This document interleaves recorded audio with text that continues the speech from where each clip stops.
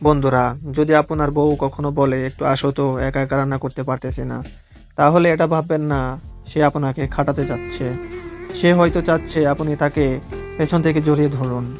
যদি কখনো আপনার বউ বলে কই গো, একা একা শাড়ি পরা যায়, একটু আসো, তাহলে শুয়ে থাকবেন না। সে হয়তো চাচ্ছে আপনি তাকে শাড়ি পরায় সাহায্য করুন এবং আপনি নিজ হাতে তাকে সারিয়ে পরিয়ে দিন। যদি আপনার বউ বলে অফিস বা যে কোনো কর্মস্থল থেকে এত দেরি করে বাড়ি ফিরছো কেন, তাহলে এটা ভাববেন না সে আপনাকে সন্দেহ করতেছে। সে চায় আপনার সাথে অনেক সময় কাটাতে।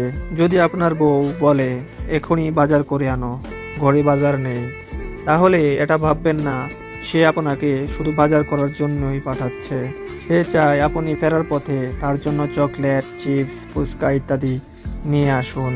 যদি কখনো আপনার বউ বলে খেতে ভালো লাগতেছে না, তাহলে এটা ভাববেন না তার খিদে নেই। সে হয়তো চাচ্ছে আপনি তাকে নিজ হাতে খাইয়ে দিন।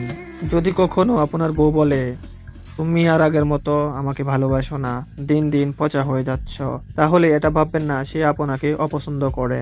সে হয়তো চাচ্ছে আপনি তার কাছে আরো ভালো রোমান্টিক স্বামী হয়ে উঠুন।